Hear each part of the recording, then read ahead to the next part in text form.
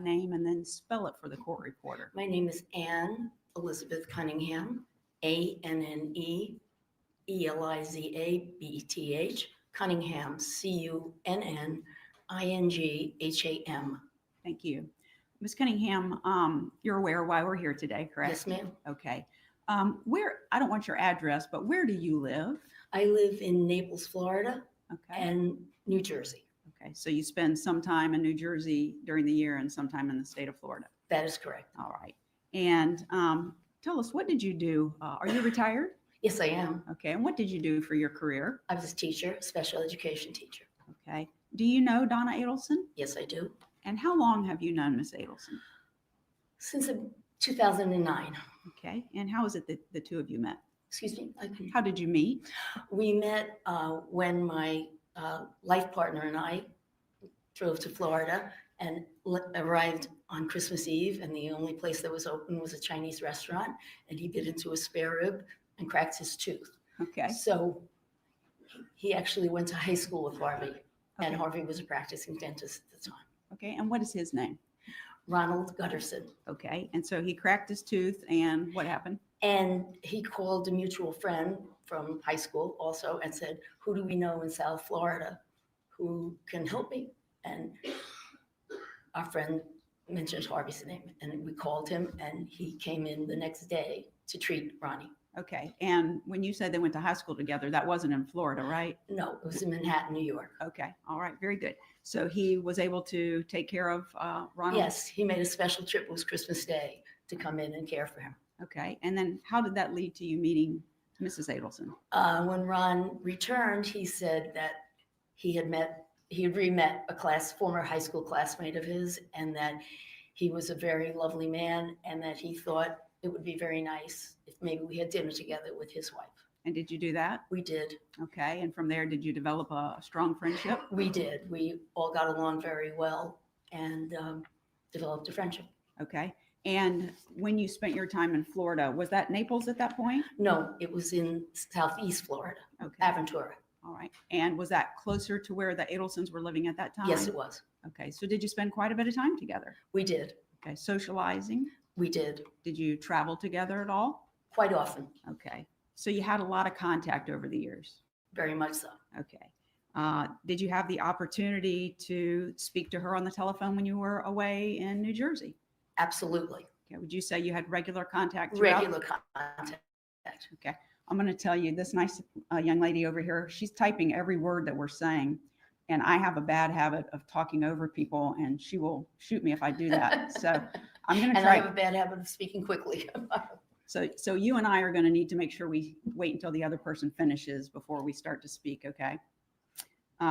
So you had regular phone contact with Mrs. Adelson while you were in New Jersey each year? Yes. And then spending time together while you were in Florida? Yes. And you said it started out in Aventura, Florida, and that was close to where she lived. At some point you got your home then in Naples? Is that right? That is correct. Okay. But still continued to spend time with the Adelsons? Yes. Okay. Did you have an opportunity to meet her children? Yes, I did. Okay. I met two of her children. And who were they? I met Wendy Okay. and I met Charlie. Okay. Did you have an opportunity with the Adelsons to spend time with Wendy, her children, and Danny? Yes. Okay. And you never met Rob? No. Okay.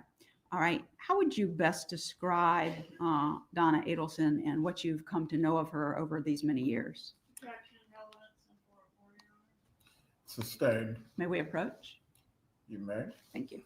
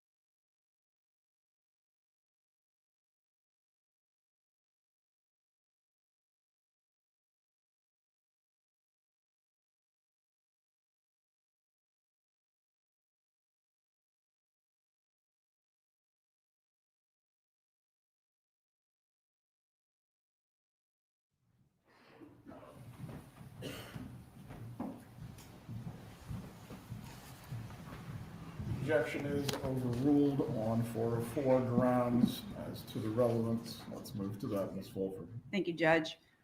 With respect to Mrs. Adelson and your observations of her over these, I guess, 15 years, have you found her to be a hateful person?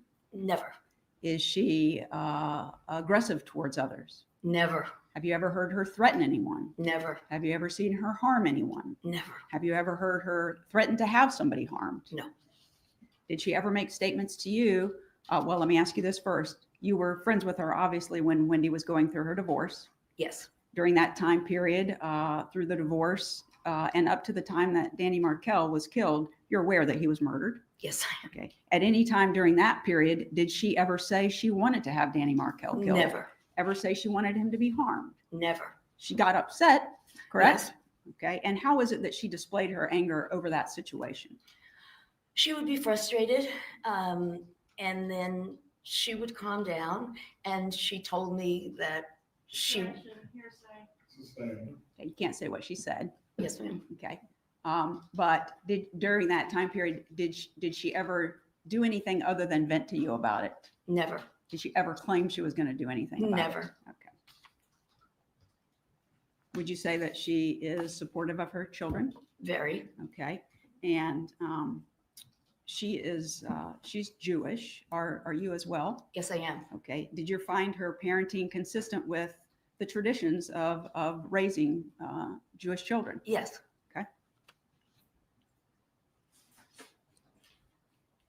There's been some testimony that she kind of managed her kids' lives. Did she give them advice? yes, Did the children, as they were adults, make up their own minds about what they wanted to do? absolutely. Now, you indicated that you would talk on the phone with Miss Adelson. Did you use home phones to do that during some of the period of time? Pardon me, I'm sorry. Home phones like landlines? Sometimes, Okay. Did you use cell phones? many times, Okay. Did you travel with Harvey and Donna Adelson? many times. Okay. And as part of your travel, did you go overseas? Yes, And in your travel overseas, did you ever use any of the applications that you can put on your phone? yes. Okay. And do you recall which applications you all used? WhatsApp and Viber, And what was the purpose of using those?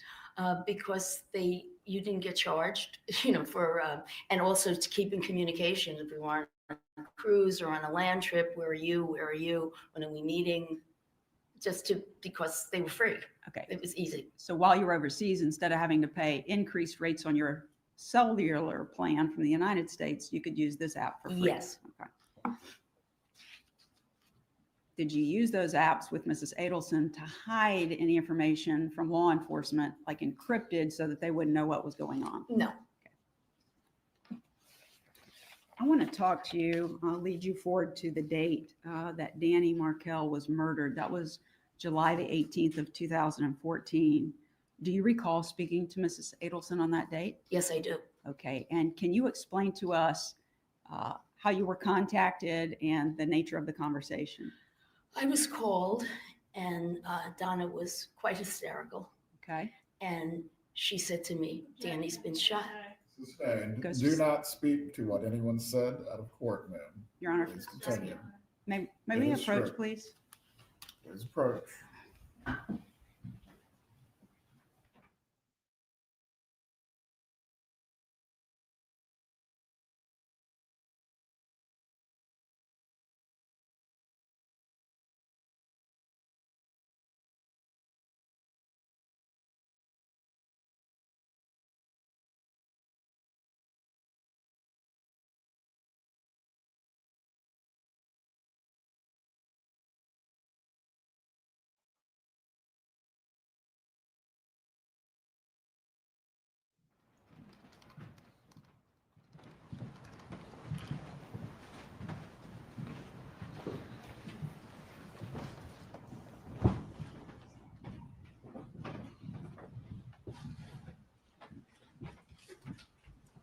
Everyone can be seated.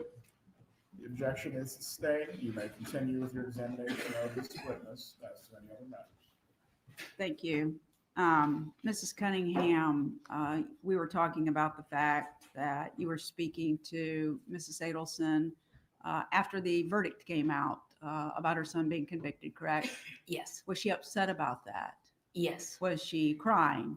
yes, Was she, did she appear to be distraught about the circumstances? yes. Was her actions and her words to you when she was discussing this with you, was she in a calm state or an excited state? Very excited. Okay. And during the course of her conversation with you, in that state, did it become to your attention that Mrs. Adelson was considering an option about her life because all of this had just happened? Yes, Okay. And what was that? she was considering taking her own life.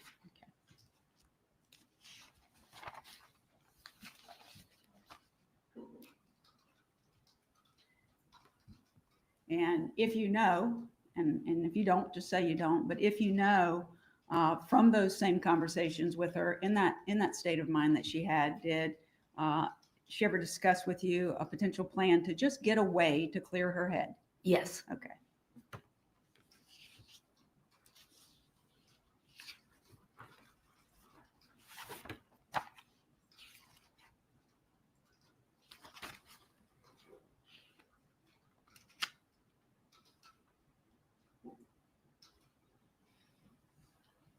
You have just one moment? Thank you.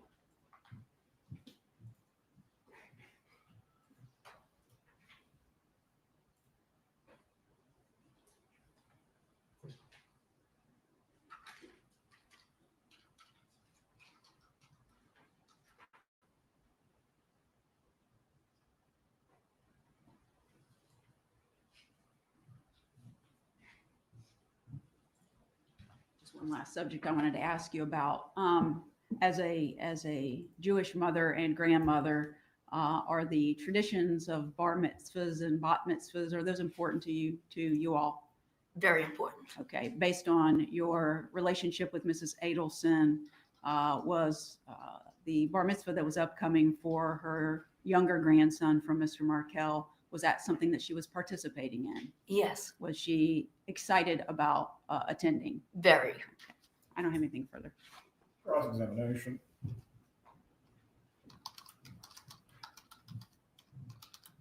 Pam, are you familiar with the defendant's statement that she could be buried in the bar mitzvah dress that she bought?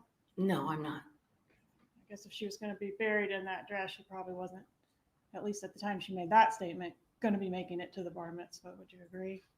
No, she Was was she- always going to be making it to the bar mitzvah, as far as I knew. Even if she was dead and buried, she was going to make it. I never heard that. Okay. Was she suicidal when you spoke with her after Charlie's verdict? Yes, Okay. You were best friends with her. yes, Okay. And she would call and vent to you about Danny Markel. sometimes. All right. And did she ever call him names? Not to my knowledge, not to me. Did she share with you that she was planning to offer a bribe to Mr. Markel to facilitate relocation? I don't recall. Did she talk to you about plans to threaten or to convert the children to Christianity in order to strong arm Mr. Markel? She mentioned that she had said that, and she said that was so foolish of me. When did she say that? I don't know whether we were together or on a phone call. I'm not sure. Did she ever tell you that she was being extorted in reference to Mr. Markel's murder? Eventually, yes. Okay, and when you say eventually, when did she tell you that? We were on a trip to Japan together. Okay, when was the trip to Japan? We took so many trips. I'm not exactly sure of the year. Was it between the murder and the first arrests? I don't recall. And when she told you that she was being extorted, then naturally you learned that she knew who had killed Dan Markel. No, Obviously, it's the people that are extorting her, right? she didn't know what. Are you talking about? Yeah, I guess. I don't know. She was forced to make payments to the people that killed Yes, Dan Markel. yes. That's what the checks were all about, right? I don't know about the checks. Well, when she told you she was being extorted, if it wasn't about the checks, how was she being extorted? She was I'm confusing that with the bump, I believe, that Charlie was being extorted by Catherine. Prior to the bump, you knew that Charlie was being extorted by Catherine. No, I believe it was afterwards. After the bump, you learned that Charlie was being extorted by Catherine. I'm not sure of the timeline. And when you learned that Charlie was being extorted by Catherine, you learned that your friend, your best friend, Donna Adelson, was also being forced to write these checks as payment to the killers that were extorting. I don't recall.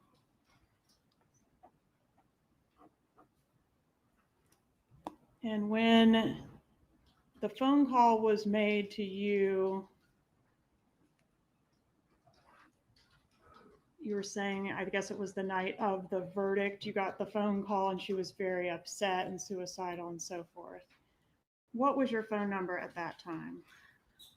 I believe my cell number, Okay, what's your cell number? Just give me the last 4 digits if you want to. 1655. And did you watch the trial of Charlie Adelson? At the very end. Okay, and during the trial of Charlie Adelson, were you in regular communication with your best friend Donna Adelson? Yes, but we didn't really discuss the trial. Well, would it refresh your recollection to review your text messages during the trial? Yes, it's a long time ago. Okay. An approach. Show you those. I'm gonna just draw your attention to. I've circled a few here, but you're Sure. free to look at as many as you need to for context. Oh, yes, this part I do recall. You do recall that. Thank you. You can show if that's the same message as you're referring to.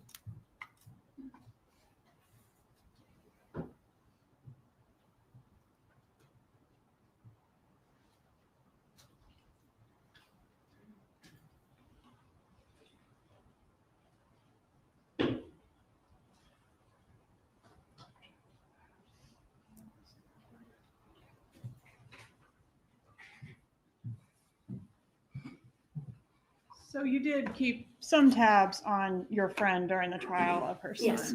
Okay, and she was watching the trial of her son, as we learned, at your residence, right? Yes, Okay. And when Charlie Adelson was convicted, you disagreed with the verdict, right? yes, You think the jury got it wrong, didn't you? yes. And that was out of loyalty to your friend, right? No, I thought they got it wrong. They got it wrong. Okay. And you, in fact, said to Mrs. Adelson, I know you are all innocent, all caps, all, right? Yes, Meaning Charlie's innocent, yes, Wendy's innocent. definitely. No Adelson had anything to do with the murder of Dan Markell. Isn't that what you think? Yes, And when she went to Vietnam, or was trying to go to Vietnam to clear her head, she was going to clear her head in a non-extradition country. Can you agree with that? I wasn't aware it was non-extradition. Okay. She was going to clear her head with a one-way ticket to go do the head clearing. She had no idea how long they were staying or where they would go. Are you familiar with her statement that she's hoping to make it out of the airport on time? Yes. Hoping to make it out before what? No, she meant the plane was on time. No, ma'am. I'm referring to hoping to make it out before law enforcement apprehended her. You aware of that? No, She didn't say that statement to you. I don't recall really. Okay. Do you remember Mrs. Adelson texting you after the verdict and complaining that Wendy had not even called? No, I don't. Would it refresh your recollection to review that message? Fine. Please show the front.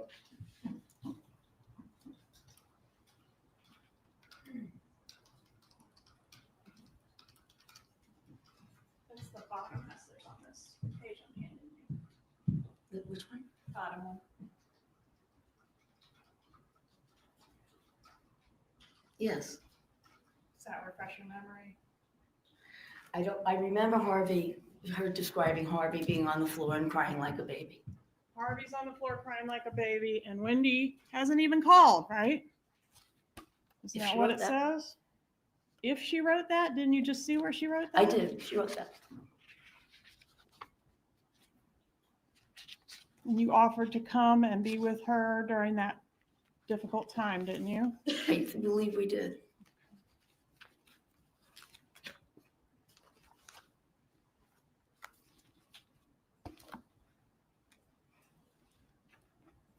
One moment, please, Your Honor.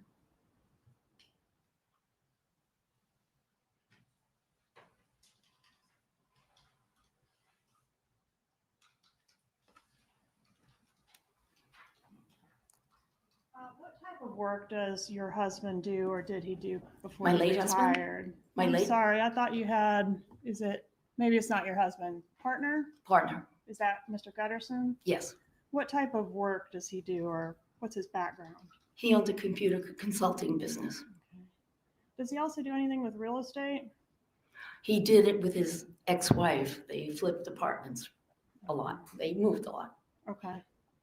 made a lot of money in real estate.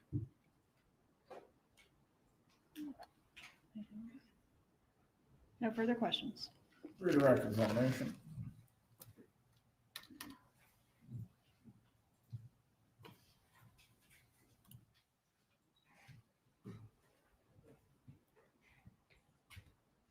Just make sure I understand your testimony correctly.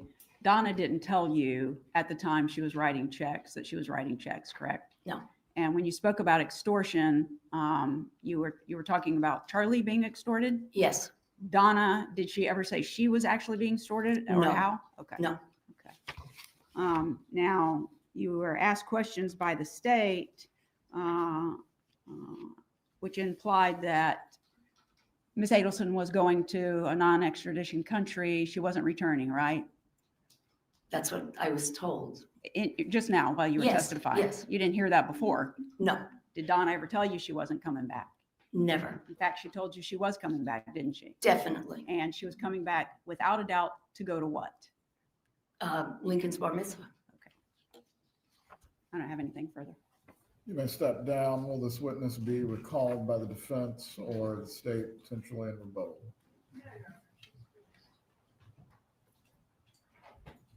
Will this witness be recalled by the defense? No, Judge, I'm sorry, I didn't. You are released, Ms. Cunningham. Excuse me? You are released. Thank you. Have a good day. Please call your next witness. Our defense, the next witness would be Ron Pedersen.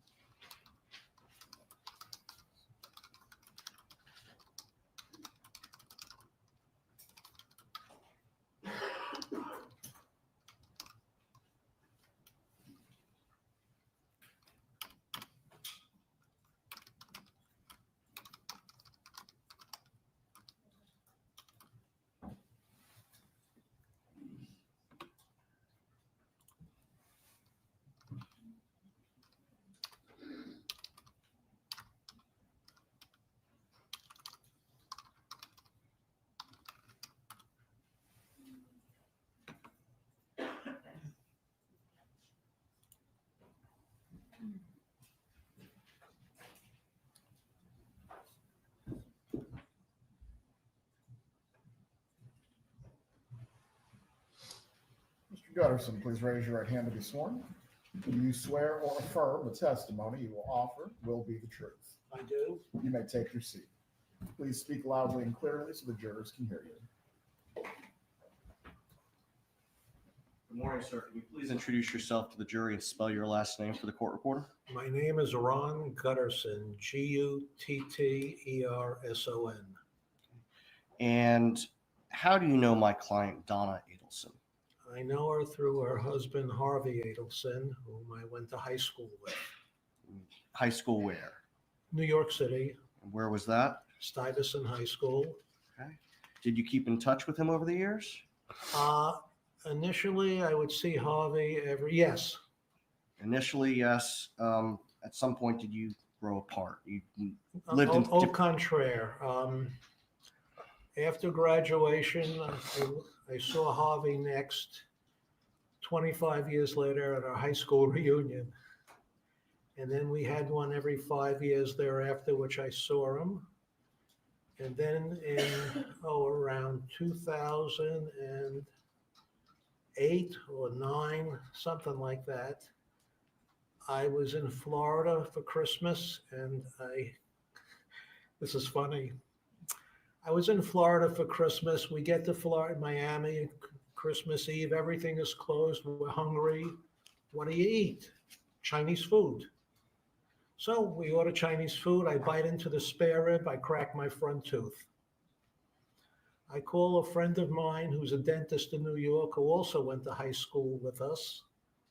And I said to him, who do we know in Florida? I need a dentist. He gave me a choice of names, one of which was Harvey. The other fellows were academics teaching at the university. Harvey I knew from high school. I called him on Christmas. He saw me the next day and we reconnected and we became friendly. And then he and Donna and Annie and I would travel together and we really bonded. The chemistry was there. Can you describe their relationship, Donna and Harvey? Once again, Can you describe their relationship, Donna? a And very Harvey? loving couple, very together, very warm. Were you aware that their son Charlie was arrested in this investigation? Yes. During Charlie's trial, can you describe Donna and Harvey's state of mind, how they were feeling about things? To put it mildly, extremely upset, off the wall, like most caring parents would be. Did there come a time, now your life partner is Annie Cunningham? Cunningham? Okay. And when you first reconnected in 2008 or 2009, did you all have a place in Miami or in South Florida? Yes. Annie had a place in Aventura. And at some point later, did you purchase a house on the west coast of Florida? In 2015, And where was that? Naples, Florida. Some point during the trial, did you and Annie offer to allow Donna and Harvey to stay at your place in Naples? Yes. Why was that? We were not using the place. We're snowbirds. They, during the trial, were, for lack of a better word, pestered by bloggers and reporters. And they just wanted to avoid that. We live in a gated community. We offered them the use of our home, especially since we weren't there. And they availed themselves of this opportunity. After the verdict was rendered in Charlie's case, did you speak with Harvey and Donna? Several days later, and Annie spoke to Donna, and obviously they were distraught, and Harvey was off the wall. What do you mean when you say off the wall? He was devastated. His son was convicted.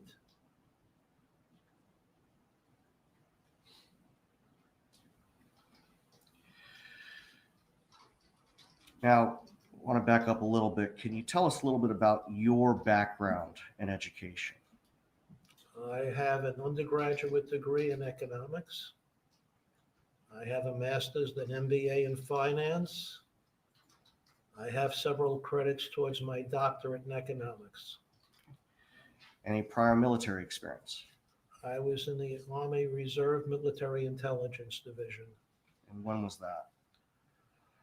Approximately 1966 to 1971.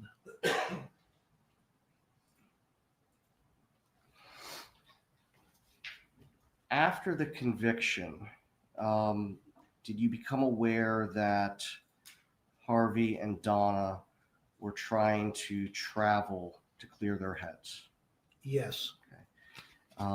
Did you know whether or not that was a permanent move or was it temporary? It was, to the best of my knowledge, a temporary move. It was approximately November, and they were coming back in January or February for their youngest grandchild's bar mitzvah.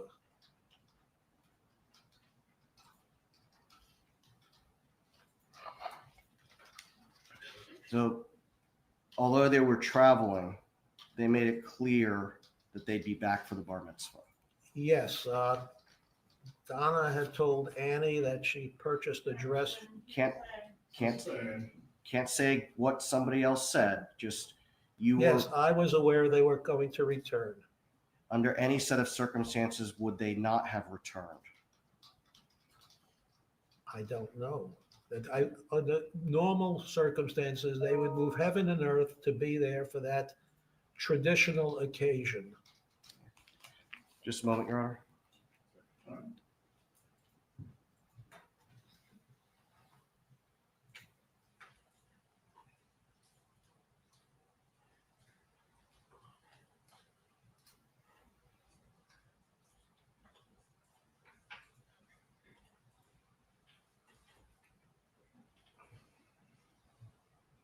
Mr. Gutterson, while Donna and Harvey were traveling, were you asked to assist with the rental property business?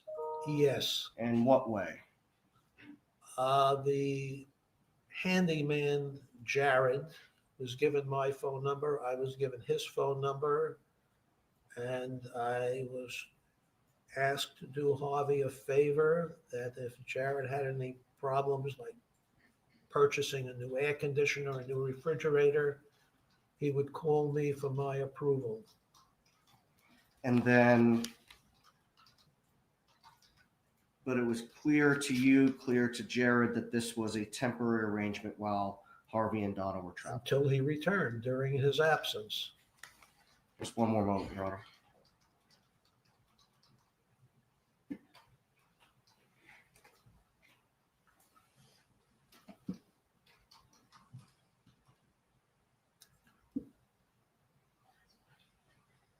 Nothing further, Your Honor? Cross-exam. You said that under normal circumstances, they were going to make every effort to return to attend that bar mitzvah, right? Yes, Obviously, normal circumstances would not include a warrant being issued for their arrest for first-degree murder. That would be an abnormal I circumstance. am not aware of that. But you would agree that would be an abnormal circumstance that might Yes. prevent them And from by the coming same back. token, at the time, there was no warrant out for her arrest when they left. Right, right. But might cause them to not come back, wouldn't it? Once again, It might cause them to not it come back. might, you'd have to think twice. Sure. And when the verdict came down on Charlie Adelson's case, do you recall Mrs. Adelson reaching out to the two of you saying maybe she might want you to come to where she was? Do you remember that? To Vietnam? No, sir. She wasn't in Vietnam. I don't know exactly where she was, but she said. You mean in Florida, in the state of Florida? Yes, sir. Can't say exactly why, but we may need you guys to come here. Remember that? Yeah, for moral support. Okay. And where were you located at the time that those text messages were sent? Were you in New To the York? best of my knowledge, in New Jersey. In New Jersey. Okay. And she says that Wendy's not responding to them, so she has some issues she may need your help with. Do you remember that? To the best of my knowledge, yes. And those were the issues regarding your assistance with managing the rental properties? No, just overall moral support. Okay, well, she says specifically Ron may have some work to do here. What is that reference? Is that the moral support? That and helping with Jared, but I was never spoken to by Donna about this matter. This was between Harvey and myself. Okay, but you understood that you may be needed to come down. My to Florida to do services some may be help. needed as a friend to assist. Right. And you were happy to do that, right? That's what friends are for. In fact, the response is whenever, whatever you need, we're there. Words to that effect, yes. Thank you. Nothing further. Redirect.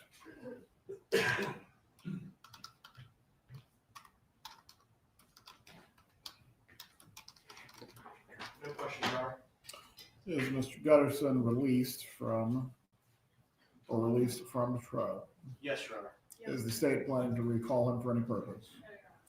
Have a good day, Mr. Gutterson. You are released. Please call your next witness. The next witness is Kelsey Blind. We might need a few minutes to set up the presentation. It's fine. Members of the jury, the bailiff will take you to the jury room. We will at that time hear from the next witness.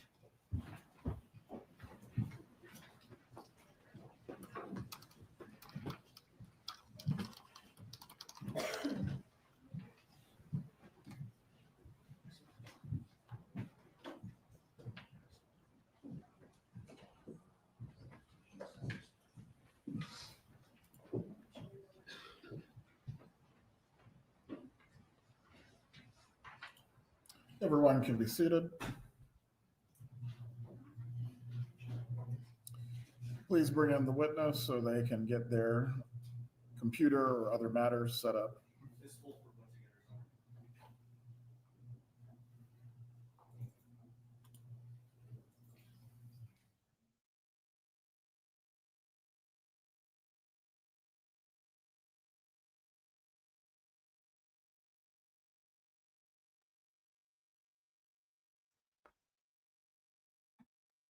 Hey everybody, good morning. Welcome back to Crafting and Crime Daily. Today we're showing the trial, day 7 of the testimony in the Donna Adelson case.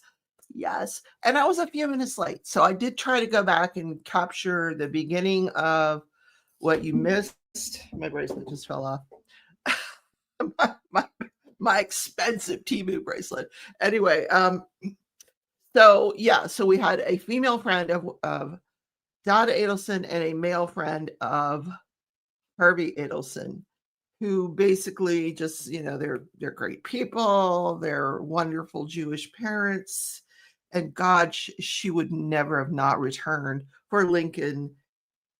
I'm going to say Markel. His name is Adelson. Lincoln Adelson, who's one of the young sons of Dan Markel's bar mitzvah. She was going to come back. But she had already made her peace. She was ready. Like, she had a couple of choices. She was either going to get on that plane, one-way ticket to Vietnam, or she had planned to maybe off herself. So there's that. Good morning, Charie, Lady Dragon, and Sue, and I think Tim's probably watching and working and lurking in the true sense of the term, lurking and working. I actually have a diamond painting canvas in front of me that I'm working on. But I am taking meticulous notes. So I did not do an update for day 5 and day 6. Literally, it was more of the same. I'm watching to see when the court comes back. I will sum up day 5 and 6 by saying it was the wiretapping. They walked through not one bump, but 4 bumps. So the bump is where initially the undercover cop comes up to Donna Adelson, and he's pretending to be a gang member. Not very well, obviously, because they eventually, after this goes on for a while, they figure out, hey, this is the cops. But in any case, the initial bump establishes that pattern where Donna would go to Charlie, Charlie would go to Catherine Magbanua, Catherine Magbanua would go to Sigfredo Garcia, and then it would come back to the communication. Nobody ever jumped the train car, so to speak. So they went through all the different bumps. Where's my notes? What? I've got this nice area here now, and I can't find anything. You're right in front of me. They're still on a break. You're not missing anything, everybody. So I will tell you that, goodness, hold on. I got to wake up here. So there was a follow-up letter. First, he hands her the newspaper article. It says $5,000 on it, has a phone number, and nobody ever calls this phone number. Donna wants Charlie to call it. Charlie wants Catherine Magbanua to call it. Catherine wants Siegfried. Nobody's calling this phone number, which is very odd. So in response, the police send a letter, a follow-up letter. And that gets them that same pattern. And this is what the testimony was. They, wherever they heard Donna was talking to, a lot of Donna's communications to Charlie were, they were out in the open. They just couldn't be recorded. They might be sitting on a park bench, and so you just didn't get them recorded. Then there was a phone call to the Adelson Institute. That was the third bump that got. This is all the police doing this, and Charlie's starting to figure it out. Okay, this is the cops. But in any case, the final one was a text at 2 a.m. to Donna Adelson. And she texts him back like, hey, if you're so desperate for this $5,000 and you have knowledge of this, why don't you just look at my cat? Why don't you just go get the reward, the $100,000 reward? And he's like, I want my $5,000. Silly argument. Anyway, Donna never paid the $5,000. That's the bottom line. She never paid for it. But then there was a couple of interesting witnesses on day 6, the jailhouse snitches, both of whom had spent time in prison with Catherine McBannon. Well, these were not nice women. I'm not gonna sugarcoat it.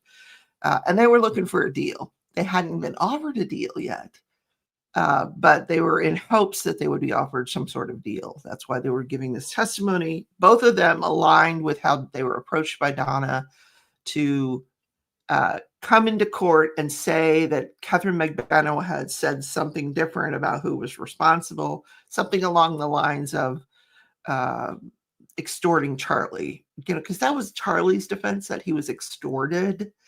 And I don't know if he's going to come testify to that this week, and that's the defense they're going to go with, that Charlie was being extorted by Catherine and the Latin Kings and the gang people.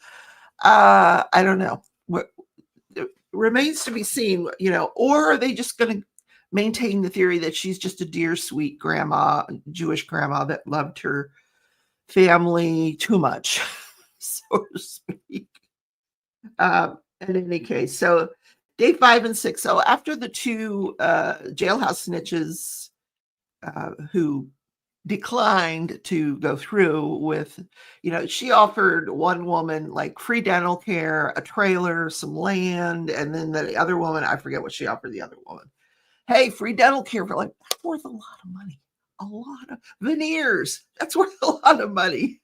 So, I mean, you got to consider that when somebody offers you free dental care, you got to take that into account. So that's where the state rested their case. So they've got in all of the wiretaps. If you want to go back and listen to day 5 and 6, you can get that Dolce Vita restaurant. It's when it was read in court, it really wasn't read. They showed the restaurant footage and then they had a transcript next to it. So the jury had a transcript so they could read what was being said, because you couldn't understand the darn thing. Then there was a restaurant where they tried to record. I'm still watching. There's nothing going on. I think. Let's make sure. I don't want to miss anything. Nope, they're still out. Okay. So during, Charlie goes to meet his dad, and probably to update him on, what's going on with all of this, stuff. And they always had code words, the real estate deals, they had code words for everything. Helping out a friend, relationship advice. There was so many different codes. Where was I going with all this? Okay, coffee.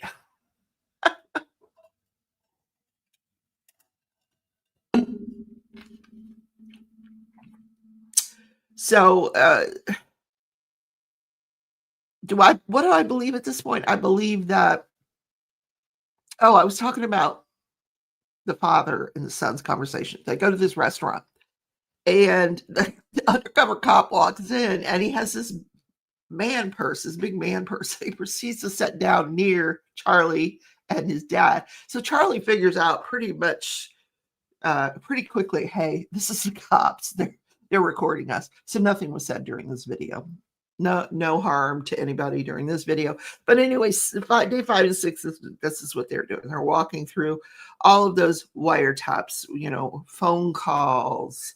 And a lot of them, if you just listen to them in a vacuum, they don't really make sense because of the code that's being used. So, but it all does establish this pattern that, the bottom line is if someone came up to me and handed me a newspaper article and was, I'd be going to the cops. At no time did she ever go to the cops. She goes to Charlie. Charlie goes to the girlfriend. The girlfriend goes to the hitman, and vice versa on all of this stuff.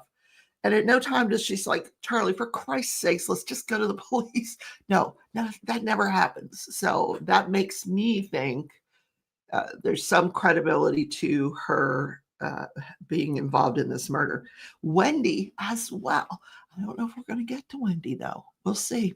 So let me show you what's going on in the background. I don't want you to think you're missing anything. Here you go. They're still there. They're still there. How are you guys doing this morning? Okay, everybody left. Everybody went to go get coffee. All right, I'm going to be popping in and out this morning. I got some stuff to do in my sublimation room.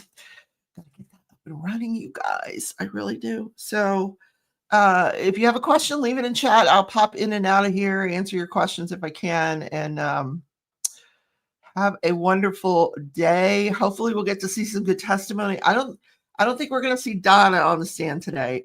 Maybe later this week. I'm looking for Charlie because I really want to know what their defense's theory of this case is going to be. Is she going to say he was being extorted, I was just being a good mother, helping him out? Or is she, I mean, what's she just going to say? I'm a great grandmother. I'm a really good grandma, and I really loved everybody, and I didn't have anything to do with any of this. That the Adelsons weren't involved at all. We were just going to go to Vietnam to clear our heads after Charles's conviction, and we were going to come back.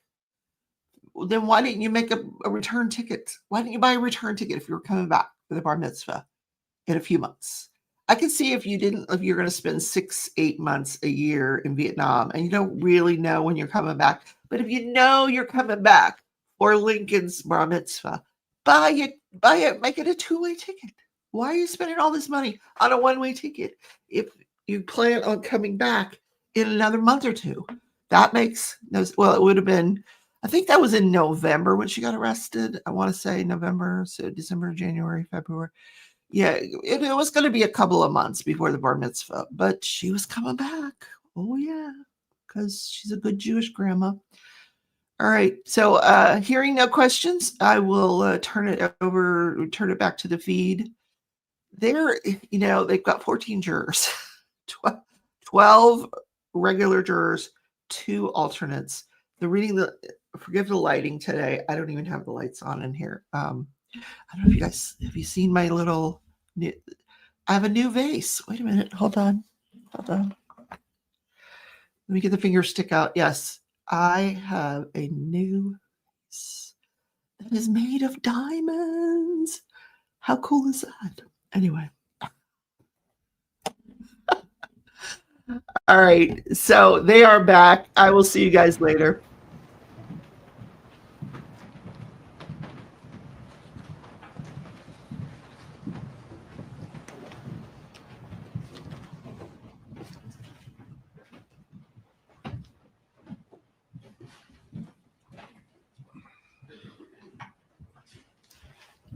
Everyone can be seated. Ms. Boyd, please raise your right hand. Do you swear or affirm the testimony you're about to give will be the truth? I do. You may take your seat. Please speak loudly and clearly for the jurors. You may examine. Thank you, Your Honor. Good morning. Can you please introduce yourself to the jury? My name is Kelsey Guay, and I'm a senior digital forensic examiner. And where are you currently employed? I'm currently employed by Roloff Digital Forensics, which is a small private company based out of Spokane, Washington. And tell us a little bit about your background and training in the area of digital forensics. Sure. So starting at the beginning, I graduated from Portland State University with my Master's of Criminal Justice in 2016. During that time when I was in grad school, I worked for the Clackamas County Sheriff's Office in their Family Justice Center, which is a domestic violence clinic. After graduating grad school, I became employed with the Portland Police Bureau, which is in Portland, Oregon. I was employed as an investigative crime analyst. So for about about 3 years, I supported the entire detective division, and I worked on anything from call detail records, mapping cell site location, developing frequency analysis, looking at pattern of life. I would also help them review search warrant returns. So things like when they get data back from Google, Facebook, Twitter, Instagram, Snapchat, and I would do some open source, just looking at people's profiles online to help an active investigation. After that, I was the ICAC analyst, and ICAC stands for Internet Crimes Against Children. So during that time, I performed phone extractions. I went on scene to search warrants where there was an internet crimes against person suspect. I would do RAM captures and router examinations. I would also review every single cyber tip and any search warrant returns that came back for those cyber tips. After that, I was the digital forensics lab manager. They civilianized the unit. I was a civilian employee my entire time with the police bureau. And so for about the last a little under 2 years, I managed the digital forensics lab, where I would perform extractions, and I led a team of 5 examiners in doing digital forensic extractions and analysis. Can you tell us approximately how many hours of training have you had specific to the review and analysis and interpretation of call detail records and cell site location information? I have a general 400 hours of training just related to all kinds of things: digital forensics, CSLI, cybersecurity. If I had to guess, I would say maybe 100 hours dedicated to cell site location information. And with respect to call detail records and cell site location information, how many sets over the course of your career of call detail records have you reviewed for casework? Like actual files, I don't have an exact number. I would say, close to 1,000, if not over. Some of the cases I work on can have, 10 and more phone numbers. So each case can get quite expansive pretty fast. So I would say, maybe roughly 1,000 different sets of records. And with respect to mapping of call detail records, can you tell the jury approximately how many times you've had to map cell site location information from call detail records? Sure. I would say maybe about half. In when I was working in law enforcement, they don't always get location information for a call detail record. Sometimes they just get records without mappable location information, and they want like a frequency analysis, looking at patterns before event of interest. So I would say I probably half of the records I've reviewed. Have you previously offered testimony in court concerning this subject matter? I have. And have you previously been qualified as an expert in digital forensics, specific as to cell site location and call detail records? In Oregon, it's a little bit different, but in at least one, they did provide me as an expert. Most of it was my employment at the police bureau. At this point, Your Honor, I would tender the witness. State wish to voir dire the witness as to her training or experience. Is there any objection to her ability to provide an opinion in the field of digital forensics? Members of the jury, while this witness testifies, she will be permitted to provide you with an opinion in the field of digital forensics. You may continue. Thank you, Your Honor. Ms. Gwai, in this case, did you review call detail records that were provided or obtained by law enforcement? I did. Okay. And specific, can you tell the jury what records you reviewed? So when I started working on this case, I was given a lot of different data, just so that I could see everything that had been obtained by law enforcement. However, my focus was on Donna's cell phone records. So that's where I kept most of my focus, was on her records. However, I reviewed all of the data. So essentially there's a lot of AT&T records encompassing various time periods. Some of them, duplicate of the same time period. There were also Sprint records. I think there was also some Verizon and T-Mobile records. So there's a lot. Okay. Now, we did not provide you with the tower dumps. We just provided you specific with the records of the individuals that were obtained by law enforcement, correct? Correct. From a company like AT&T, T-Mobile, related to a specific phone number. Did you also review any testimony that has been provided in the past by Sergeant Corbett. Yes. Specifically, what sets of testimony did you review? There was, I guess, from this trial, 2 PDFs that I was given discussing testimony from this trial. I think there was also potentially other testimony from previous events that I skimmed because it wasn't necessarily relevant to what I was asked to look at. Were you provided in the information, were you provided call detail records that included cell site location for Harvey Adelson? I was. And specifically for Donna Adelson? I was. And Charie Adelson? I was. Were you also provided with a PDF of a PowerPoint that was prepared by Sergeant Corbett? I was. Okay. What were you asked to review related to this PowerPoint? So to just look through all of it, there was about 350 slides. So I, kind of went through it slide by slide, but my specific focus was on slides 26 and 28, which were charts of a frequency analysis. Would it be helpful to the jury to see specifically what you reviewed and the work that you performed? I believe you guys have probably seen this already, but yeah, it might be helpful to have a visual. Pull it up, please.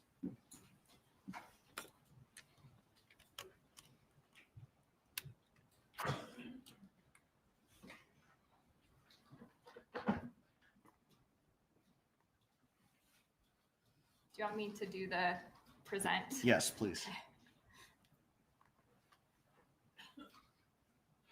And if you go back a couple slides, please. To the beginning? I'm sorry? To the beginning? Yes. Okay. So what are we looking at here? So this is a screenshot of the folder that contained the document that I focused my analysis on, because this document was related to Donna's cell phone number, her records. In this document, after reviewing all of the different ones, I realized that this document contained the most data. It started, I believe the record started January 1 of 2014, and they went through May of 2017. So it contained both time sets that were seen on slides 26. Additionally, this data contained seconds in the timestamp. And so me as an analyst, when I'm looking at CDR documents, I always prefer to get the document that has the most information. And in this case, to have a timestamp that includes seconds. Why is that important? It's important for, different reasons depending on the case. If you are very interested in building like a chronological timeline, having seconds, right? Because we have 60 seconds in 1 minute. So if your call detail records only show you the minute and not the second, things could be coming in showing the same minute, but you don't actually know which happened first without the second timestamp. So Okay. different reasons why it can be important. And in that same note, I think your next slide shows what you obtain or what you see when you open up this file. Correct. Can you show that to the jury, please? I can. So you might have also seen something similar to this earlier in this trial. But this is what that document looks like when you open it up. This is just the first 3 rows because this document, like I said, goes through 2017. There are a lot of rows in this document. So it's just a glimpse of what it looks like when you open it up in a text document, which is the native format. This is not very easy to work with as an analyst. You could take this and you could put it into an analytical program and run some calculations on it. However, when I looked at this in a little bit more detail, and there are slides, I realized this data was kind of messy. And by messy, I mean I wouldn't necessarily just trust putting it into a program and trusting the numbers that came out. So I took this document and put it into Excel. So the programs that you're describing that this data could be put into, are those referred to as tools? Yes. Okay. And so since this was messy, how did you import this into Excel? So when you open up Excel, I don't know how many of you are familiar with Excel. I live in Excel, so I'm very familiar with it. But one of the options when you open Excel is there's a data option and you can import data. There's a little tool that helps you bring in text files into Excel. And this one is a great one to bring in Excel because it might be hard to see, but there are commas between each of these values. So this is what's known as a comma separated, type file. So it translates very nicely into Excel. And can you show the jury how that looks when you put it into Excel, please? I can. So this is that exact same first 3 rows, and this is what it looks like in Excel. How does the software, does Excel know how to separate that those 3 lines into making this correctly? So essentially there's like a little walkthrough tool when you import data into Excel from a text file, and it will show you a preview. Is this what your data should look like? And you can say, yep, it's using a comma, it's displaying correctly. Is there anything that you have to do with the times to adjust them for Eastern time? Yes, so this specific file, it's again, probably very small, but in column 2 or B, the header says connect date or con date time UTC. So this is very common for call detail records to come in UTC. And if they explicitly say UTC, it's UTC. So for these records, the times of interest were in the summer. So I knew that this would be in Eastern time. So I was able to add a column in Excel. Again, very easy to do this in Excel.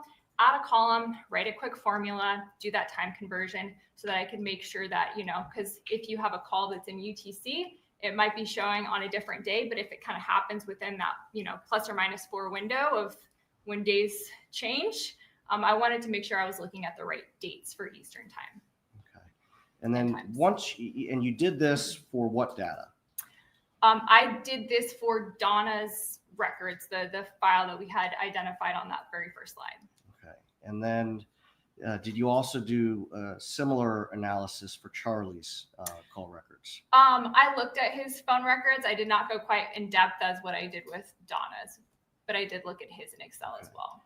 And I believe the next slide is that frequency chart.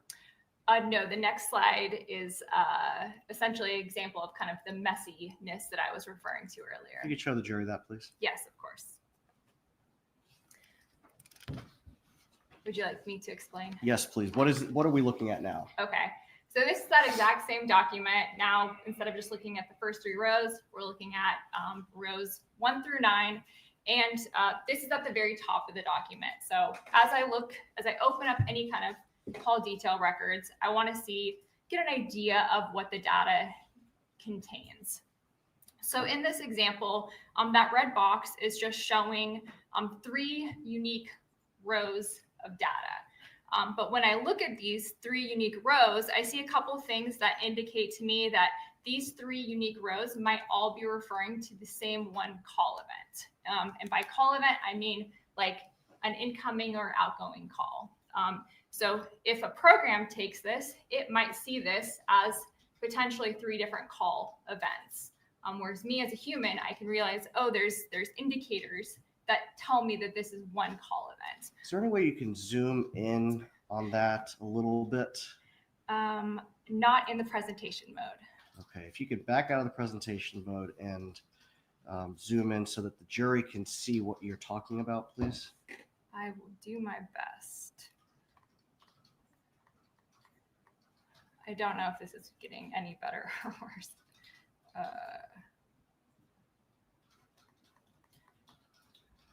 Okay, so the top line that we're looking at there on line 6, what is the data from that line of call detail records tell you? So essentially when I look at row 6, I see the connect date time, which is when the call was initiated, whether it's an incoming or outgoing call. I see a few things. I see the seizure time, which is the time it takes for the network to set up the call, the elapsed time, which is ET. That's how long the phones would have quote unquote connected. I see the originating and terminating number. So, oops, a little too far. There we go. Originating number, so the call that it was started on, terminating the call, the phone number that the call was ending on. And then because This is a screenshot of Donna's phone records ending in 0997. We also see the IMEI and IMSI. Those are just the, it's like a VIN number for a phone, is an IMEI, International Mobile Equipment Identifier. And then the IMSI is the International Mobile Subscriber Identity. I mean, that's how the network can tell that you are allowed to be on their network, right? And make calls on the AT&T network. We also see the call type, CT, mobile terminating is what that MT stands for. So again, it reinforces the fact that we see Donna's phone number in the terminating column, and then it's reinforced by that MT. In the feature, this is unique to AT&T records. So this is some random, they look like maybe what might be random letters, but they all have meanings. And there's a record key that if you're not super familiar with what those letters means, you can go and look at that record key. But essentially what this is saying in human speak is that the number calling, there was number identity present, that's that NIOP. There's the CN or CFNA, which is call forwarding. It wasn't available, that it couldn't reach the other party. And then you see that VM, which just means voicemail was involved in this transaction.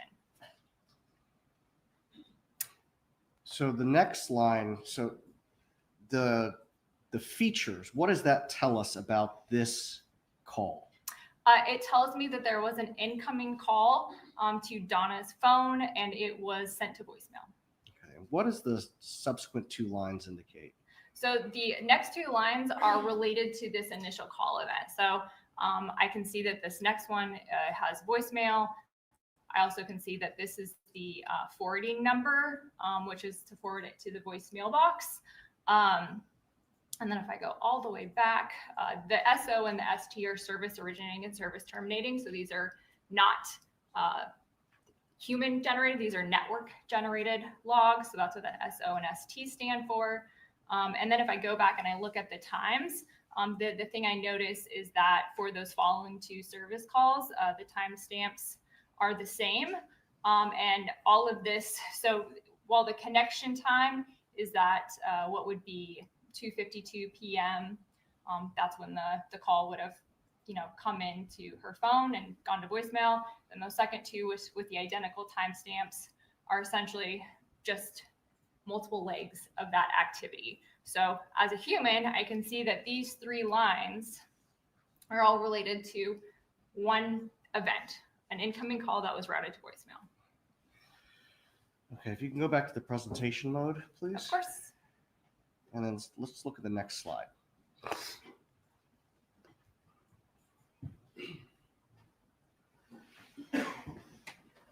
What do we see on this slide? So this is slide 26 that I referenced at the beginning of my testimony. So this was one of the things that they had asked me to specifically review. Okay. And the number that's highlighted, whose number is that? I believe that is Donna's phone number. And according to the state slide 26, how many times, what's the time period of these records, of this chart?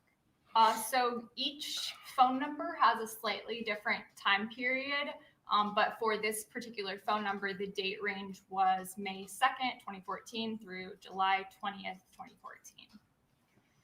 And according to the tool that was used by Sergeant Corbett, how many times did Charie Adelson's device attempt to communicate with Donna Adelson's device?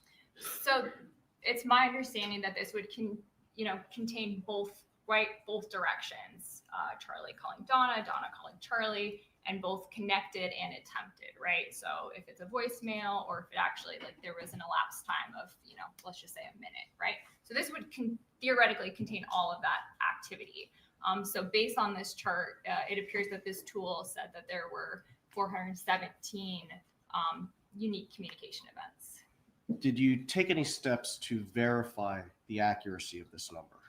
Yes. So because this slide particularly was focused or created using Charlie's phone records, I went through all of those files that we had described earlier and tried to see if I could find any one particular file for Charlie's phone records that contained this entire time span, May 2014 through, or May 2nd, 2014 through July 2014.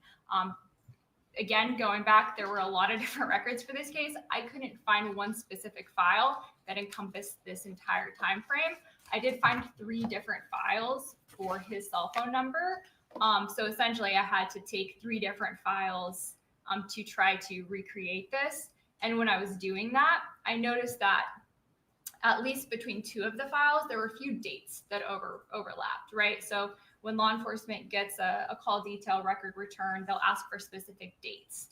So for example, you might ask for May 1 through June 20, and that would be one return. And then on another date, you do another warrant or a subpoena, and you ask for June 18th through July 18th, right? A month's worth of data. So when I found these 3 files, I noticed that there were at least 2 files that had some dates overlapping. Did you remove the overlap when you conducted this manual examination? I did. And the other thing I noticed was that out of the 3 files, 2 of them were in local time, so Eastern time, and then one of them is in UTC. So again, I had to, try to see if I could make this a continuous May 2nd through July 20th, taking out any overlapping dates and making sure, again, that the dates were all correct by seeing everything in Eastern time. What did you do did you try to recreate this chart that Sergeant Corbett prepared? I did try to recreate it by how I just explained. And were you able to? I wasn't able to come up with 417. Can you explain to the jury what you did beyond what you've already described and what number you got to? So I did 2 different steps. I did the one that I just explained where I converted everything to Eastern time, ensured that there were no dates overlapping, and so that it was essentially just showing me, May 1 through July 20. And I think when I did that and I took out these extra overlapping dates, and then I filtered to just only look at the incoming and outgoing calls. I did not deduplicate at all. That what I just explained, right, where I say that three for potentially one event, did not deduplicate. I just put a filter for Charlie and Donna's cell phone numbers. And at that point for these dates, I think I got maybe 383 unique call events. And that was, again, taking out the overlapping dates. The second step I did was I thought, well, maybe the tool didn't do that, and it just took everything and it didn't deduplicate the dates. So I tried it again, and I got 393 when I did not take out any extra dates. So, and these were just calls. I was only looking at calls. And these were, did you do anything to determine whether or not these events went to voicemail? I did not. Okay. Did you take this a step further to determine whether or not there were actual communications versus actual or attempted? Sorry, could you? Sorry, it was a poorly worded question. So the 393 that you identified is both connected and attempted. Correct. Is there a way to determine whether or not something is attempted versus connected, aside from the voicemail flags that we talked about a few moments ago? So the voicemail flags are going to be the best indicator of if somebody didn't connect, because AT&T is telling you that the phone call went to voicemail. So as an analyst, that's, to me, the best indicator. Another indicator that you can use, I think different people have different thoughts on this, but if it's a very short duration, like let's say under 10 seconds, could the phones have connected and there's just actually no communication, or it may be, you answer, but you don't hear anything, so you hang up. So different analysts will use different amount of elapsed time to determine, I think some people will say, I think everything over 30 seconds indicates there was, actual communication. So people have different thoughts on it. But I like to see, if it's 2 seconds to 0 seconds, there probably wasn't any actual communication.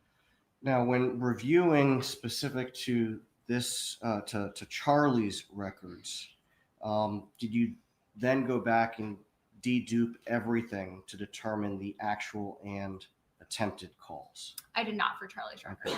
Well, let's talk about Donna's phone records. If we could advance to that, please. So this is slide 28. Okay, and according to this, what was the time period of this chart?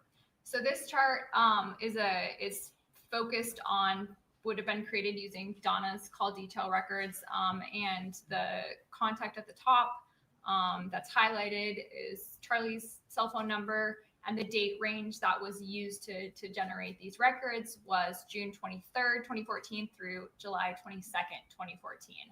Again, I did the same process like I did with Charlie's. I went to go look through all the data to see if I could find a file that would cover this date range and only this date range. And I was able to find a file that covered this date range.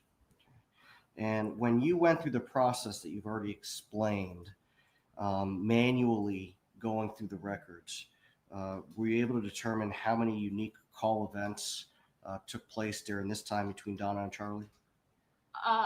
Unique. So for this one, I took the original file that I mentioned and I just looked at the filters between Charlie and Donna's phone number, and I was able to recreate the 80 when I just look at the totality of the data. Taking a step back, all the way back to that slide 1, I mentioned that record for Donna contains data from 2014 through 2017. So that particular document covered both of the time frames. It covered this one, which is June 23 through July 22, 2014, and it covered what was in Charlie's records, which was May 2nd through July 20th. So I used that document that I showed you guys at the very beginning to dedupe. So I went through that document. I put the filters for Charlie and Donna's phone numbers, and then I went through each line during those time frames to determine, like, is this a voicemail activity? Is this just AT&T duplication? Is this an actual unique call event? So that was the document that I used, focusing on these two parties' phone numbers. And I went through each line by line, and removed manually any rows that I believed to be referencing the same call event.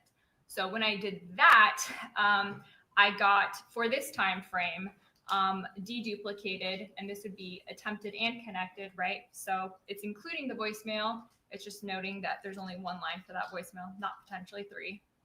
I got 69 unique call events that would be connected and attempted. So the failure to manually go through these records resulted in an overinflated report in these frequency reports. Yes. Okay. Now, in addition to this data, and I don't think we have any more slides. No, we do not. Okay, so get the lights, please. Would you like me to unplug it? Yes. Okay.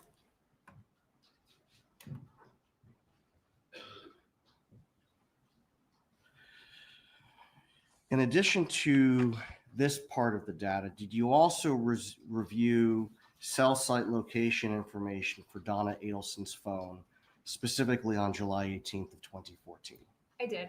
Okay.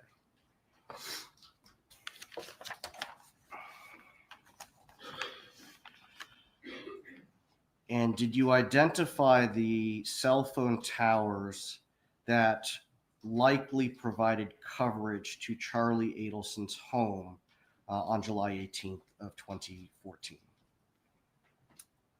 The towers that he could have been connected to from his residence. So I was not provided with like an AT&T master cell site list, but I mapped the records for July 18th that are available in the AT&T document. Who has access to the master records? Law enforcement. So presumably law enforcement would have gotten those records and taken a look at what cell site, what towers and sectors would correspond to Charlie Adelson's residence. Correct. Okay. And in your review of the records, the call detail records that were provided to you, obtained by law enforcement, did Donna Adelson's handset ever connect to a tower that could provide coverage to Charlie Adelson's home on July 18th of 2014? No. With those same records, was there any instance on July 18th of 2014 where Charlie Adelson's handset and Donna Adelson's handset were connecting to the same tower? No. Nothing further, Your Honor. Cross-examination?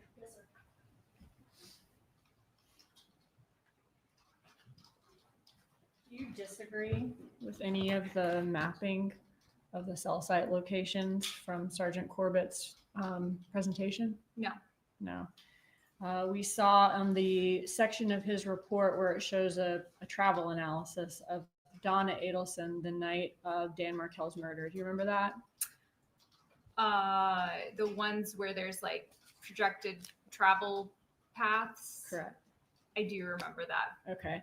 And you don't disagree with the fact that her phone was communicating with the cell site in North Miami at 8:35 p.m. and you don't disagree with that site or sector that he mapped there, right? Correct. And you don't disagree with on the following slide that the next time she has location in her cell records is at 10:57, and you don't disagree with that cell site or sector that he mapped, right? So I think the 1053 I'm sorry, 10:53. Thank you. was actually Harvey's cell phone. Okay. But if they're presumably in the same vehicle, the tower and sector is correct. Okay. So for the location south of Charlie's residence and the location north of Charlie's residence that we have location for, you do not disagree with that? No. Okay. And the iMessage where she says outside your house, would you expect to have location for iMessages? If it's from an iCloud return, no, I would not expect there to be location information from iCloud. Okay. So I just want to be clear. It's not that we do have location for outside your house and it's not consistent with Charlie's house. It's just that we don't have location at all for outside your house. Correct. There is no location. But Donna Adelson says her location in that message, right? There's the text message from the iCloud, correct? Where she says outside your house. Correct. That's the contents. Okay.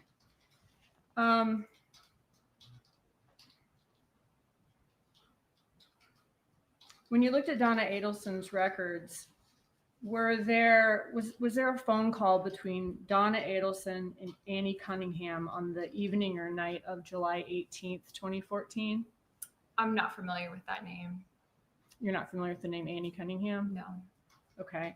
What if I gave you her number? Would you be able to look and see? I don't have the call details memorized, so Do you have them with you? the original documents I do. Laptop? Okay. Yeah. Would you be able to look and see? I'm going to object this beyond the scope of direct. Please approach.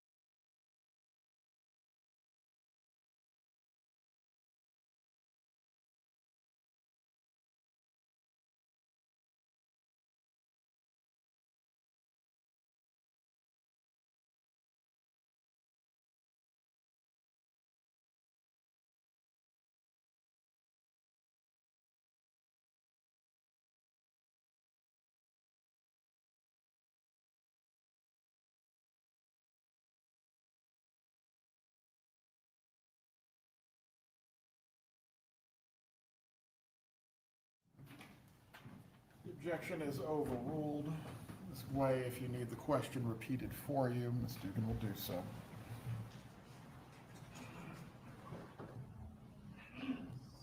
I'm pulling up your call detail records for Donna Adelson. Of course.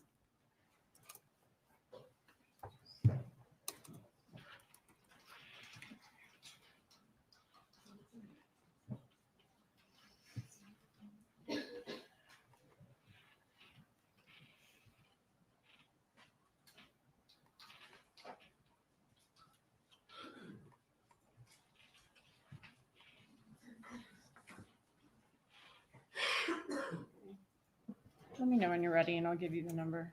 It's a fairly large file, so it'll take a second to load.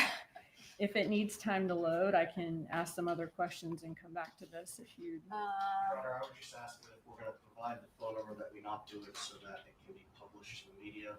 We can- That's fine. Ms. Dugan, please handle your questioning on this matter discreetly so her phone number is not published to anyone watching. Thank you, Your Honor. I'm just going to filter to that date.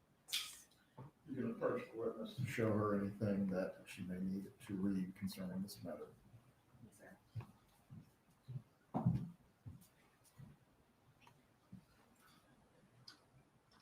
Sorry, I'm just trying to get to 18.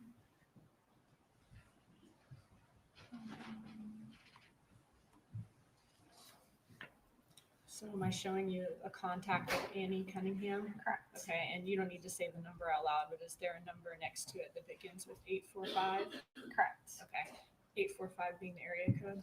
Yes. Okay, that's the number we're looking for. Okay. And my question was there a phone call between Donna Adelson and Annie Cunningham the evening PM on the 18th of July, evening or night?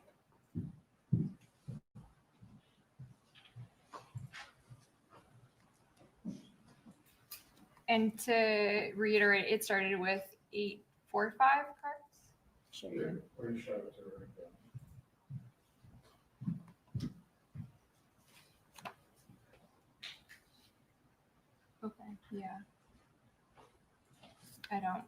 I see the number and I looked at the records for the evening of the 18th and I do not see a call to that number. Okay. And that would be like in the afternoon, evening, or night that night of July 18th of 2014. So starting from noon to noon on the 18th through midnight on the 18th, I don't see a call to that phone number. Okay, thank you. All right, so we saw your presentation where one slide was kind of showing us what the raw records looked like, right? Correct. And the next slide was showing us an example of how a duplicate event looks. It can look like 3 entries, but it's actually one event, right? Correct. And then we saw the Sergeant Corbett's frequency reports for Charlie Adelson and Donna Adelson, right? Correct. Okay. What is the purpose of a frequency report? There's a lot of different purposes.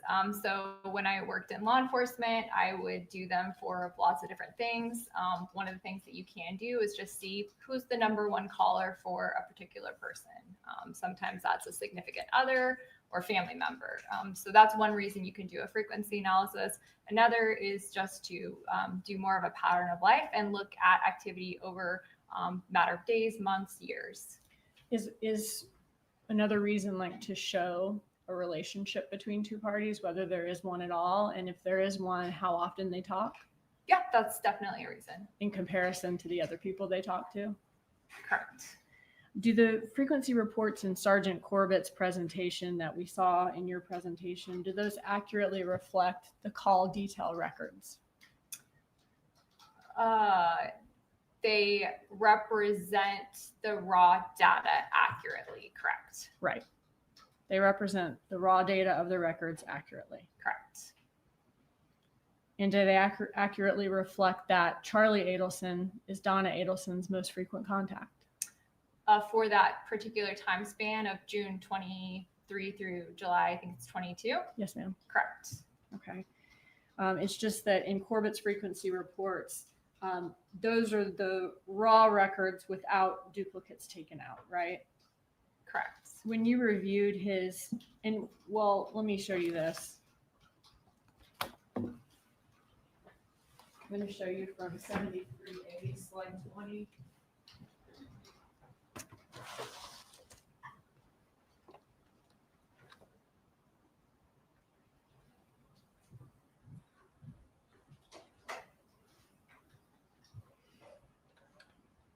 Are you familiar with this slide of the presentation? I might have seen it at some point. Okay. Would this be a representation in Sergeant Corbett's presentation of 3 entries that are actually one event, like a duplicate event? Potentially. I mean, I would like to see the feature flags or the call flags, but yes, based on the timestamps, the minutes, there's no seconds in this, but it does appear that this looks like a phone number is calling a phone number. It's being routed to what I know to be like an AT&T voicemail routing number, and then I see the first 2 numbers replicated. Again, I don't see the call type or the feature flags, but it does appear to be a 3-in-1 incident. Okay. And when you reviewed Sergeant Corbett's testimony from this trial, did you review a portion where he explained that call we just saw, what a duplicate is, and that his frequency reports did contain duplicates? Yes, there was some testimony that I reviewed that he did say that there was like voicemail routing events that could show us more than one line. Okay. When we see throughout that presentation, when we see the call detail records for a particular day, let's just say the day of the murder, in this case, July 18th, 2014, those summaries, the duplicates have been taken out, right? Are you talking about like the slides that have just like the different rows? Yes, for significant events in the Correct. case. Okay. Yes. And if you take out, if you were to go through that frequency report and you only took out the duplicates for Donna's records for Charlie and Donna communicating, right? Correct. If you were to go through that frequency report though and take out all the duplicates across the board, it would reduce the total amount of communications for each contact, right? Correct. Okay. But it wouldn't change the frequency ranking of each contact. I'm not entirely sure about that because, as I mentioned, the first one, when I was trying to recreate Charlie's, there were 3 different documents, and at least 2 of the documents had like dates that overlap. So I'm not sure if you would, because you would have to also take out like the extra for those dates. So that might change the numbers slightly. If it did, it would be slight though. Yeah. Okay. And your testimony was that for Donna Adelson's frequency analysis, just with Charlie Adelson, instead of 80 events, she actually had 69 when you take out the duplicates. Connected and attempted. Connected and attempted. Okay. What do you think that shows that's helpful to the defense in this case? I think it just goes to, when I look at records, I like to be precise with my numbers. Okay. And when Sergeant Corbett testified, he did let the jury know that this contains duplicates though, right? For the frequency report? I think he said that it does include voicemail forwarding events. Okay. So what I'm trying to say is he didn't say anything that was unreliable or inaccurate with that. I think that being able to see exactly how many can be important. Because it's 69 and not 80 when duplicates are taken out, does that mean that Charlie Adelson and Donna Adelson don't have a relationship? No. And you still agreed that Charlie Adelson is still Donna Adelson's most frequent contact, right? For that time period. When we looked at Donna Adelson's frequency report in your presentation and in Corbett's presentation, this one, right? Number 2 on that list is not an actual person, right? I'd have to pull it up I don't have it memorized. Okay. You want to pull yours up? Sure. Okay.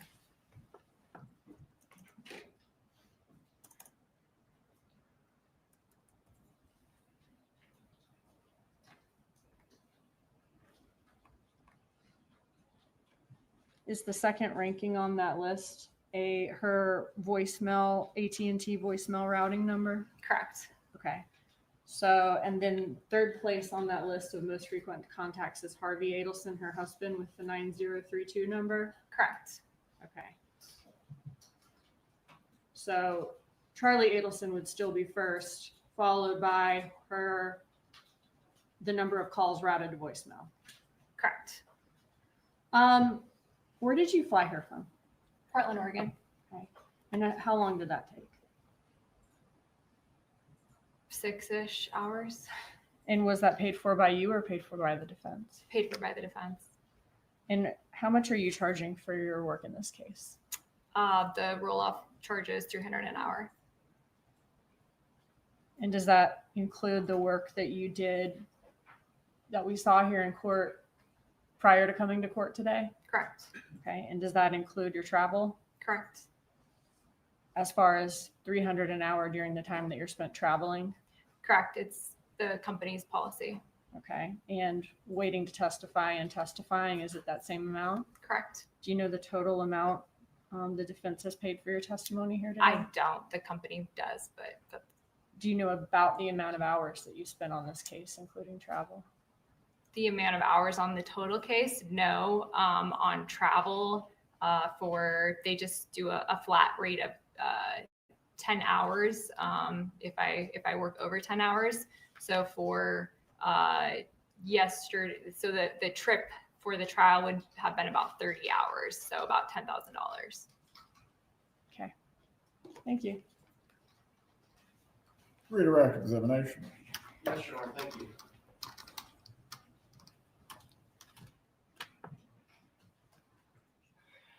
Ms. Bly, did you prepare a written report that you provided to my office concerning the manual review of Charlie Adelson's phones?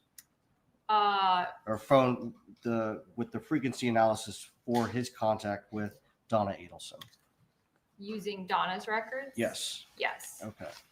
And using those records, you indicated that it reflected about 393.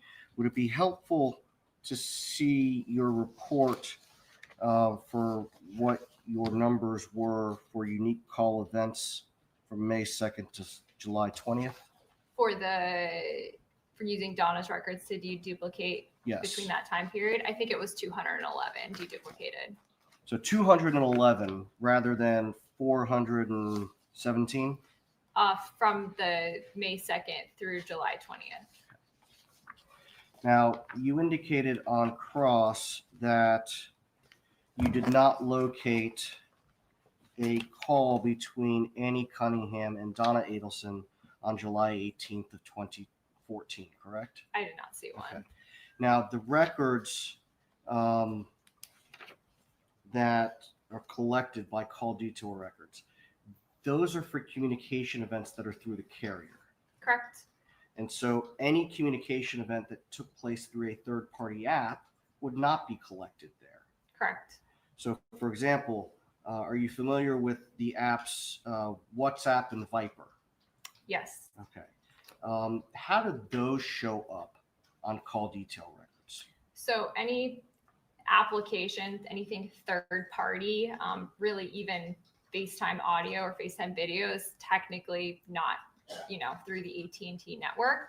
All of that activity would be a data transaction. So when you look at AT&T records for a data transaction, it's not going to show you individual items, for example, that you got an email and that was so many bytes sent on the network. It's just going to show you a time that the data session was open and how many bytes were received and how many bytes were sent from the handset to and from the network. So AT&T does show data transactions, but it's not going to show like a FaceTime audio or, an email.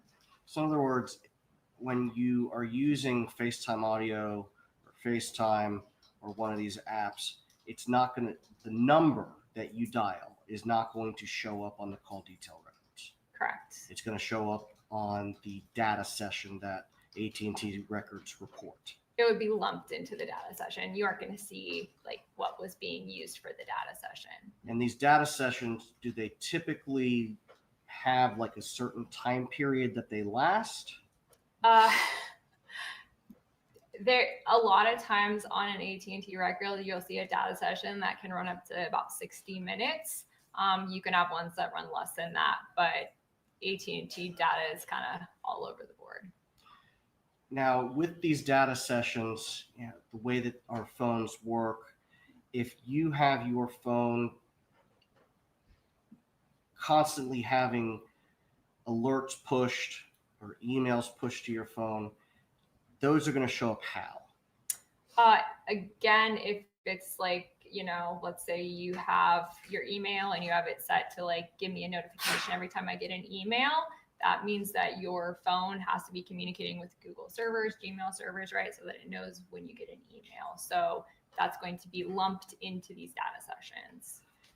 In the call detail records that you reviewed for Donna Adelson, specific as to July 18th of 2014, did those records reflect that Mrs. Adelson's phone was engaged in data sessions? On the 18th, it was.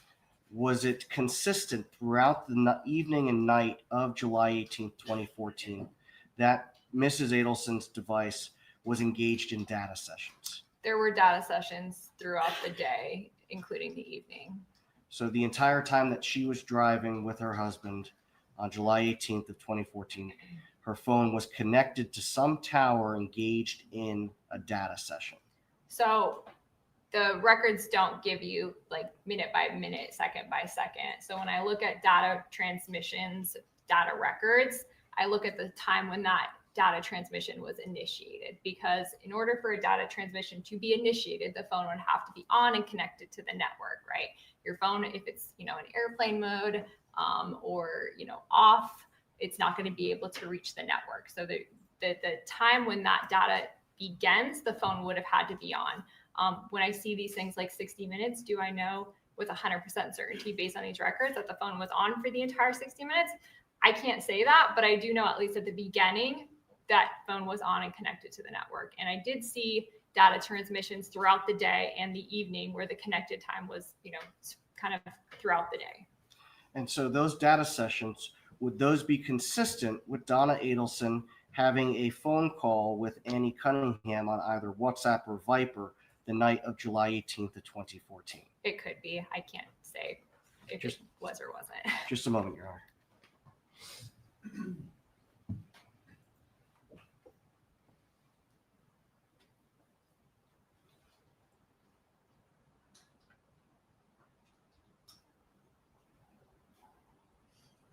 Nothing further from Ms. White. You may step down. State to ask one more question. What's that? Should permit the state to ask one more question. This witness is only here for today under the defense subpoena. Yes, Your Honor. She flies out this evening. Do not permit recross. Please approve.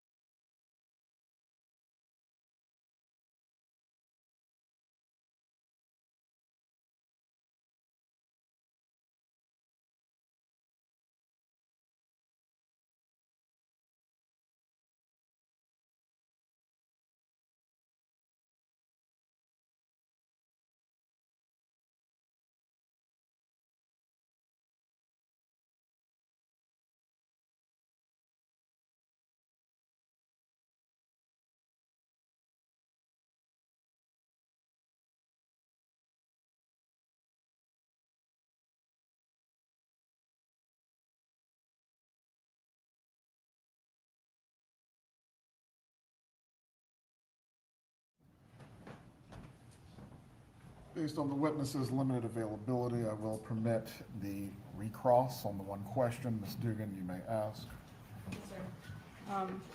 Defense asked, well, could there be a call to Annie Cunningham on WhatsApp or some app that you're not able to show? Was Donna Adelson the afternoon, evening, night of July 18th, 2014, was she using her phone to make voice calls and answer voice calls to and from people that night?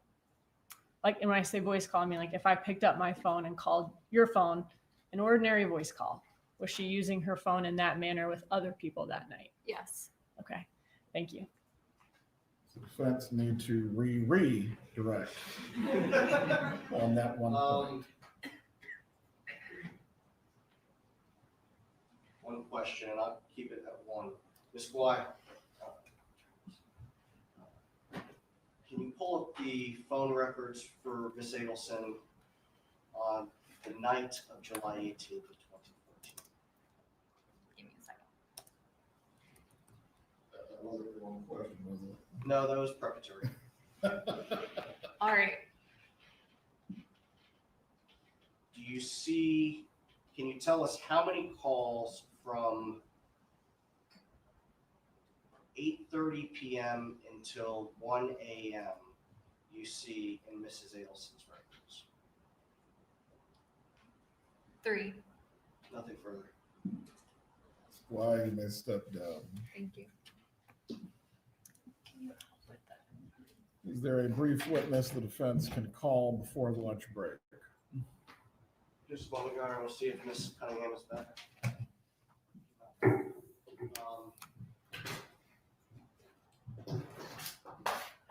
Without being able to predict how long the state's cross is going to be of our next two witnesses, I can't say with any degree of certainty how long it will take. We'll take our lunch break then at this point. Is Ms. Cunningham available? She's supposed to be returning from the airport, Judge. Okay. Members of the jury, at this time, we will take our lunch break for today. Please do not discuss this case with each other or any other person. Do not seek out any additional information about this matter that has not been discussed in court as well. We will resume with our case at 12:45. Enjoy your lunch break.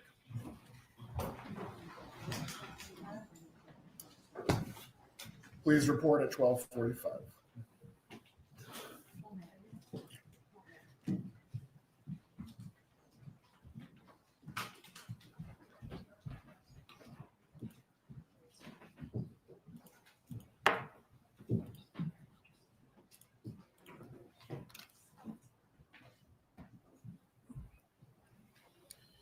Everyone can be seated.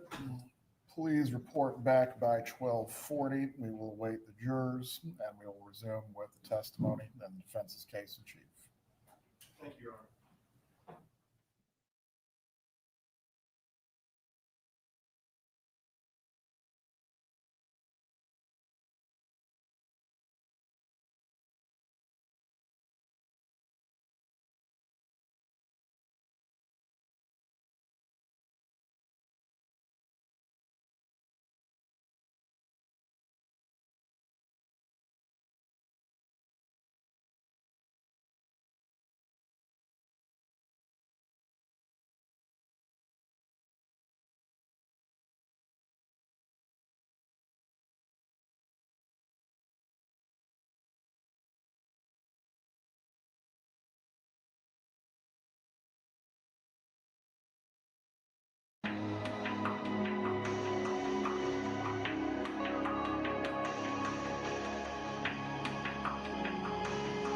Back. Yes, very interesting so far. Let me turn this light off here.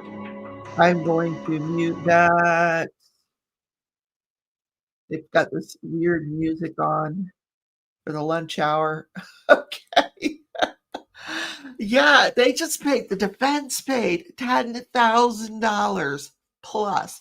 That was just some of what she's going to bill totally to come in and say that the state's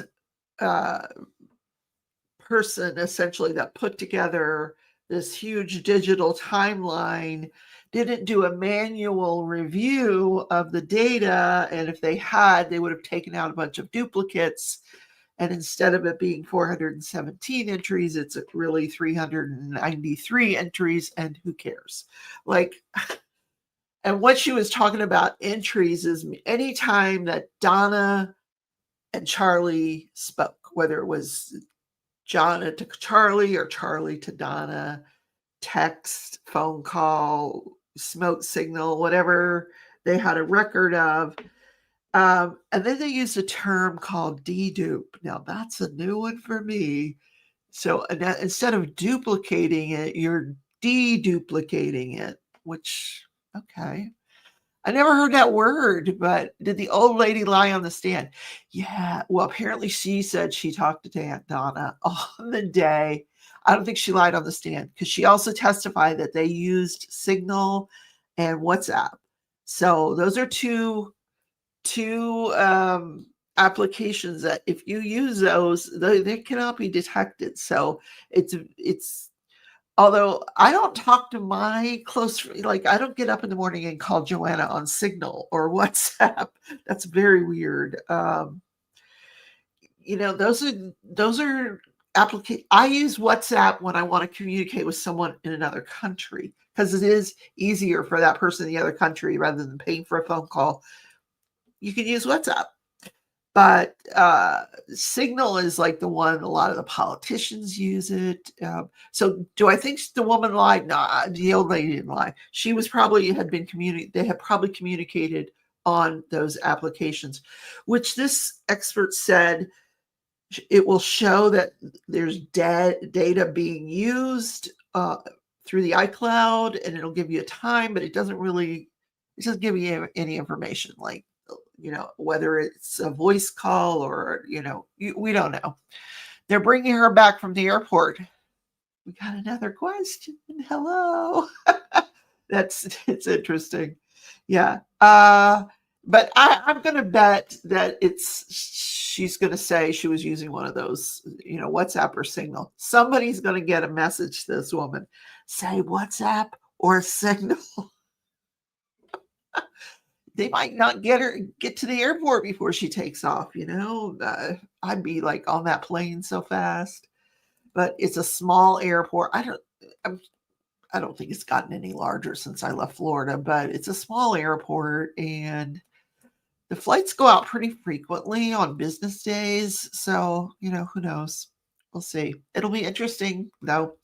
So go get some lunch, a snack, and I'll see you guys back here. I guess Court TV has music for us while we wait for the next witness.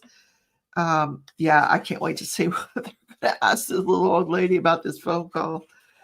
Yeah, it was on it. I'm a little old lady and I know about Signal and WhatsApp, but it's just not something I would use for, like I've talked to Tim on WhatsApp because we have like a gamers thing, where all the gamers talk to each other on WhatsApp because most of them are in other countries, but that we're not doing it because we committed a crime and we're trying to hide it. So yeah. Anyway. All right. I'll see you guys when they return from lunch.